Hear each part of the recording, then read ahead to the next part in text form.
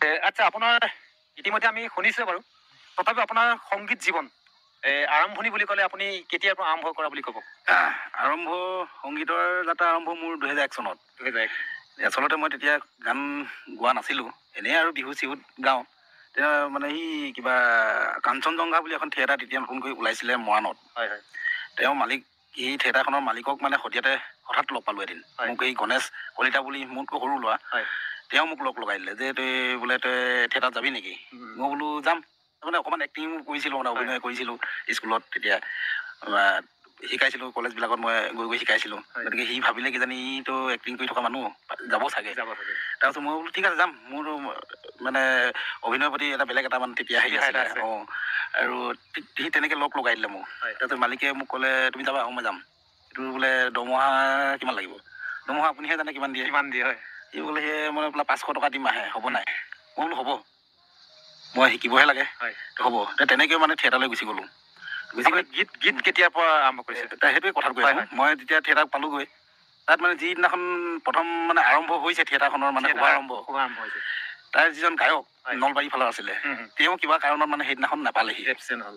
সেইদিনাখন মানে তেওঁ তাত মানে ধুনীয়াকৈ ৰাতি সাংস্কৃতিক সন্ধিয়া আছে, তাৰ গায়কজন নাই। তেতিয়া মানে কি হ'ল, ৰাতি গান গাব লাগে, এতিয়া কোনে গাব গান? আমাৰ শদিয়াৰ পৰা অন্য এজন মানে মানুহ এজন গৈছিলে, যুধিষ্ঠি গগৈ বুলি। তেওঁ এতিয়া মানে বিজেপি শদিয়াৰ সভাপতি হৈ আছে নেকি। তেওঁ নাটকৰ লগত মানে খুব মানে জড়িত। তেওঁ মোক গান গোৱা দেখিছে, বিহু চিহু গাই থকা দেখিছে ক'ৰবাত। তেওঁ ক'লে মালিকক যে আমাৰ শদিয়াৰ পৰা অহা ৰাজীৱ গগৈ বুলি ল'ৰাটো, তেওঁ ভাল গান গায়, তেওঁক গোৱাই দিয়ক।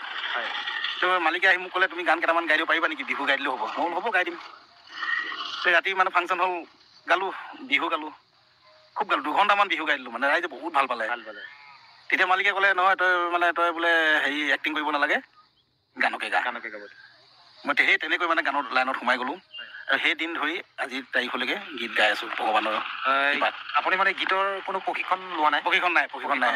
আচ্ছা, আমি জানিব বিচাৰিম আপোনাৰ যেতিয়া থিয়েটাৰৰ পৰা গীত আৰম্ভ কৰিছে বুলি ক'ব লাগিব, যেতিয়া গীত আৰম্ভ কৰিলে, গীতৰ প্ৰথম মানে আপোনাৰ ৰেকৰ্ডিঙৰ গীতটো কোনটো গীত আছিল আপোনাৰ?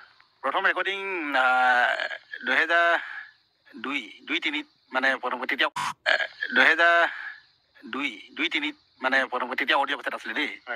জজ আৰু অসমৰ ৰাইজে চিনি পায় ভাল এজন, এতিয়া মানে এজন খুব জনপ্ৰিয় সংগীত পৰিচালক পৰাণ, সকলোৱে জানে, তেওঁ গুৱাহাটীত থাকে এতিয়া। তেওঁ কৰিছিলে সংগীত। তাৰপিছত প্ৰথম গানটো আছিলে এনেকুৱা, তুমি আহিবানে সন্ধিয়া পৰত, তুমি কবানে নদীৰে পাৰত, মনৰ কথা বহুত আছে, সঁচাই জানা বহু বেথা, তুমি হবানে মৰম দিবানে আহি কাষলে। এনেকুৱা আমি পাহৰিছোঁ, বহুত বছৰ হৈ গ'লতো। খুব সুন্দৰ। এইটো প্ৰথম ৰেকৰ্ডিং ঠিক নহয়, এইটো মোৰ প্ৰথম এলবাম। এইটো প্ৰথম ৰেকৰ্ডিং মই যোৰহাট অডিঅ' ৱৰ্ল্ডত কৰিছিলোঁ 2001 চনৰ। এইটো বুবু দা, মানৱজ্যোতি বৰা, সকলোৱে চিনি পায়, ভাল এজন সংগীত পৰিচালক। তেওঁৰ ষ্টুডিঅ'ত অডিঅ' ৱৰ্ল্ড, তাত মই প্ৰথম কৰিছিলোঁ। তাত সেইটো আছিলে এই দিহা নামৰ কেছেট। সেইটো কৰিছিলে যোৰহাটৰ কেইজনমান খুব মানে এতিয়া ঢুকালে, বদন মলীয়া নাম, তেওঁৰ নাম ল'ব লাগিব, তেওঁলোকে কৰিছিলে। আৰু মোক গাবলৈ মানে 2টা দিহা নাম গাবলৈ মোক সুবিধা দিছিলে। প্ৰথম ৰেকৰ্ডিং কিন্তু তাত। নিজা এলবাম মোৰ ডিব্ৰুগড়ত কৰিছিলোঁ চিম্ফনী ষ্টুডিঅ'ত। এই তুমি আহিবানে সন্ধিয়া পৰত। খুব সুন্দৰ হৈছে। আপোনাৰ পৰা জানি আছোঁ আপোনাৰ সংগীতৰ জীৱনৰ সম্পৰ্কে। আপুনি প্ৰথম এলবাম কি বুলি ক'লে? তুমি আহিবানে সন্ধিয়া পৰত। তাৰপিছতে মই আপোনাৰ পৰা আৰু এটা কথা জানিব বিচাৰিম। তুমি আহিবানে সন্ধিয়া পৰত, খুব সুন্দৰ গীত, ৰাইজে হয়তো আদি সময়ত শুনিছিলে। মানে আমাৰ বিশেষকৈ এইফালে উজনি, মোৰ তেতিয়া ধৰক এইফালে যোৱাটো ইমান, আমাৰ গুৱাহাটী সেইফালে তেনেকৈ প্ৰভাৱটো আপোনাৰ নাই, এতিয়াও কম, কিন্তু তেতিয়া একেবাৰে নাই আৰু। গতিকে এইফালে মানে ধৰক ডিব্ৰুগড়, শিৱসাগৰ, এই তিনিচুকীয়া, এইফালে মানে শুনিছিলে, ধুনীয়াকৈ শুনিছিলে। আৰু তেতিয়া অডিঅ' কেছেট আছিলেতো। এতিয়া আমি আপোনাৰ পৰা জানিব বিচাৰিম, আপোনাৰ সংগীত জীৱনৰ টাৰ্ণিং পইণ্ট বুলি ক'লে কোনটো গীতৰ কথা ক'ব, বা কোনটো বছৰ, কোনটো মুহূৰ্তৰ কথা আপোনাৰ মনলৈ আহিব, যিটো গীত বা যিটো সময়ত আপোনাক অসমবাসীয়ে চিনি পোৱা হ'ল, বা আপোনাৰ কণ্ঠক অসমবাসীয়ে শুনা হ'ল? কোনটো গীতৰ কথা ক'ব, বা কোনটো সময় বা কোনটো বছৰত আপোনাৰ সেই দিনটো আহিছিল? আচলতে অসমবাসীয়ে এতিয়াও ভালকৈ চিনিয়ে পোৱা নাই বাৰু মোক, তেনেকুৱা মই কাম কৰিবও পৰা নাই বাৰু। যিকি নহওক, তাৰ ভিতৰতো ধৰক কিছু সংখ্যক মানুহে ধৰক চিনি পায়। ধৰক বেছি এতিয়া ধৰক মই জাতীয়তাবাদী মানুহ আৰু জাতি প্ৰেমটো ভাল পাওঁ, জাতিক ভাল পাওঁ আৰু জাতীয়তাবাদী গানবিলাক গাই বেছি ভাল পাওঁ। আৰু যিসকলে জাতিটোক বেছি ভাল পায় তেওঁলোকেহে মোক চিনি পায় বুজিছেনে। আচলতে আপোনাক মই আৰু এটা কথা ক'ব লাগিব, জাতীয় চেতনাবোধ থকাৰ এজন উদীয়মান গায়ক বুলি ক'ব লাগিব আপোনাক, হয়নে? আমি কাৰ আন্দোলনৰ সময়ত আপোনাক যথেষ্ট কণ্ঠ শদিয়াৰ পৰা ধুবুৰীলৈ বিয়পি পৰা আমি পাইছিলোঁ। এই সম্পৰ্কত আপুনি কি ক'ব? আচলতে সেই আপুনি যে ক'লে টাৰ্ণিং পইণ্ট, যদি অকণমান যদি টাৰ্ণিং পইণ্টো যদি মোৰ হৈছে কা আন্দোলনতে হৈছে, কিন্তু গানখিনি আকৌ কা আন্দোলনত ওলোৱা নহয়, বহু তাৰ 2-3 বছৰ আগতেই ওলোৱা গান, কিন্তু ৰাইজে শুনিলে কা আন্দোলনৰ সময়ত। আচ্ছা, আমি কা আন্দোলনৰ সময়ত ৰাইজে শুনাৰ গীত এফাকি শুনিব বিচাৰিম বা আমাৰ ছাবস্ক্ৰাইবাৰসকলক শুনাব বিচাৰিম। কা আন্দোলনত মানে মই বহুত জেগাত মোক ধৰক মাতিছে, সংগঠনবিলাকে মাতিছে, মই বহুত জেগাত গৈছোঁ। ভালেকেইটা গীতে মানে বজাই থকা শুনো ভাল লাগে, মোৰ গানকেইটাও যে বাজিছে। তাৰ ভিতৰত এটা গীত আছিলে, বৰ ঘৰত সোমালে বিদেশী বঙালী ৰজা বহতীয়া হ'ল, অধিকাৰ স্বাভিমান ভাষা মোৰ অভিমান বনিয়াৰ হাতলৈ গ'ল, জাতি এলেহুৱা ৰজা মোৰ বহুৱা নেতা মোৰ আবেগৰ দালাল, আইক বেছি খালে বহু কথা গালে বিপদৰ সময়ত সকলো পলাল, বিপদৰ সময়ত সকলো পলাল।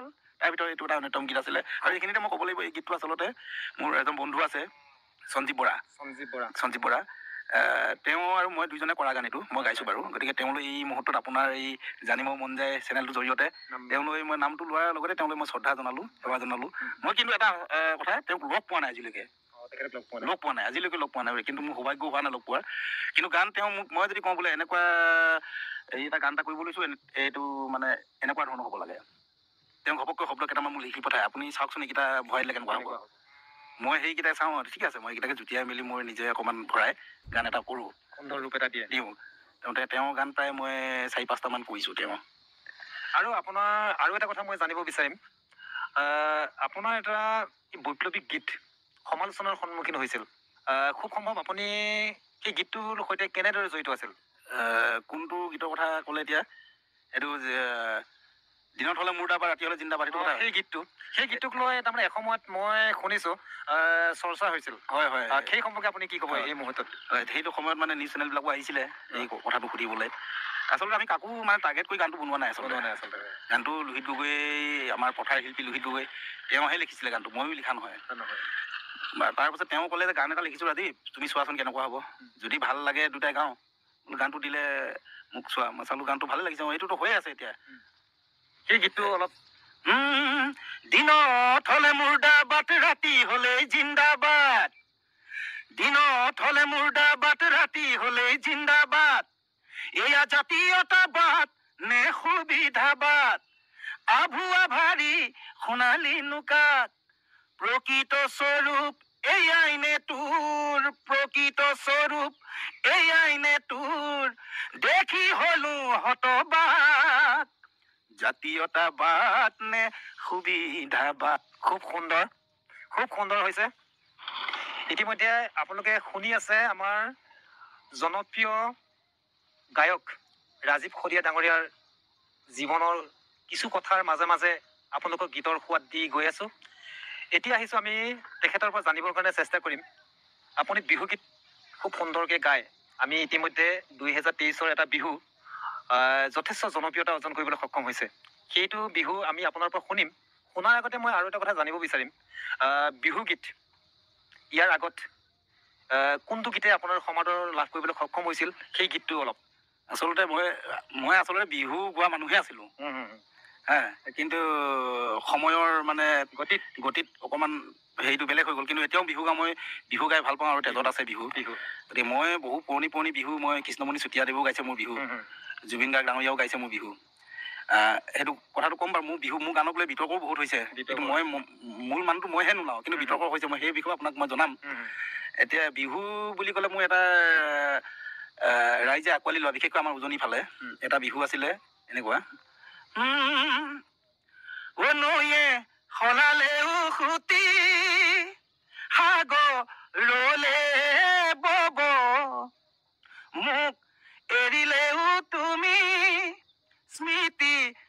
থাকি যাব অথাই সাগৰ যদি মোকে ঠেলি দিয়া মোকে কন্দুৱাই তুমি আনৰ যদি হোৱা এদিন তুমি নিজে কান্দিবা তেজেদি আৰু তেজেদিৰ বিহু এইখিনিতে মোৰ এটা কথা মনলৈ আহিল আপোনাৰ পৰা জানিব চেষ্টা কৰিম বিহুগীত বুলি ক'লে প্ৰেমৰ এটা মানে প্ৰভাৱ পৰে প্ৰেমৰ সুবাস নিগৰি আহে মানে বিহুগীতত আৰু আপোনাৰ গীতটোতো এটা তেজেদি বিহুৰ তেজেদি এটা মনৰ প্ৰকাশ পাইছে এটা প্ৰেম বুলি ক'লে আপোনাৰ এই ডেকা বয়সত কেনেকুৱা আপোনাৰ জীৱনলৈ প্ৰেমৰ কেনেকুৱা ধৰণৰ আগমন হৈছিল প্ৰেম মানে সকলোৱে থাকে মোৰো আছিলে বাৰু সেইটো প্ৰেম নহ'লে তেনেকুৱা গানটো সৃষ্টি নহয় সেইটো মানে মিছা কথা কৈ লাভ নাই গতিকে সেইবিলাক হ'ল অতীত গতিকে জীৱনত বহু ঘাট প্ৰতিঘাত থাকে তাৰ মাজেদি মানে আগবাঢ়ি যাব পৰাটোহে আচল কথা গতিকে প্ৰেম আছিলে